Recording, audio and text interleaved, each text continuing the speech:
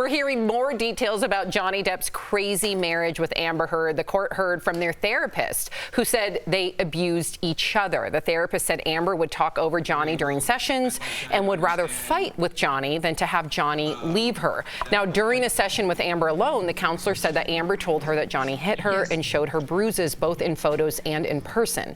Meantime, two of Johnny's fans were kicked out of the courtroom after security found out they allegedly made violent threats against Amber online. Wow.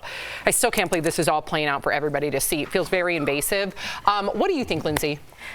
It seems unfortunate because this is an example of a toxic relationship. I think the therapist is somebody who you let in. So immediately when I heard that they shared with their therapist and then their therapist legally had to tell the court, I was like, man, I tell my therapist everything. But the therapist brought up that they both had childhood trauma that they obviously haven't healed from and brought that into their adult relationships. And then the therapist brought up that Amber had abandonment issues. So she preferred to fight with him so he can stay rather than get left. And so I think a lot of that is stuff that a red flag to everybody watching to like try to heal yourself and really talk through these things before you bring them to someone else, or talk through them together and try to make it through and acknowledge what's going on. Because what it looks like is that they both didn't do the work to get better and that they both just got more toxic and stayed in the relationship. Yeah, it's like, go ahead, please. No. I was just going to say, Tori, just listening to Lindsay talk, I was just like, what hit me is, I think when people say I'm in therapy or I went to therapy, it's considered almost like a bonus or an add-on, like, good for you, Sam. You went to. But if you think about what we're talking about, that toxicity spilled over into his career. It spilled over into divorcehood. And this is, a lot of people are going to live like this.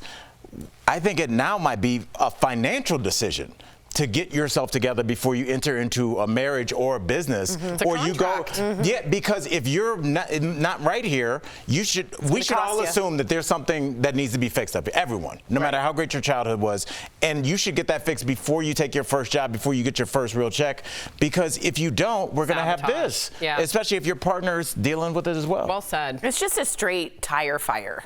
All of this is everyone writing on this, just no one wins. Everybody stinks in this. It's mutual abuse is the right word.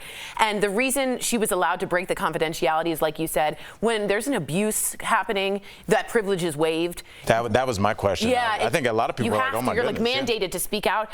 I'm looking at her comments, You're also honestly. under oath. Exactly. Legally, you have to. But sometimes, yeah, I'm looking here and it's just every other person's like, Johnny Depp this and Amber this. No one has a real clue as to, we can't untangle it, and we feel like we shouldn't be here.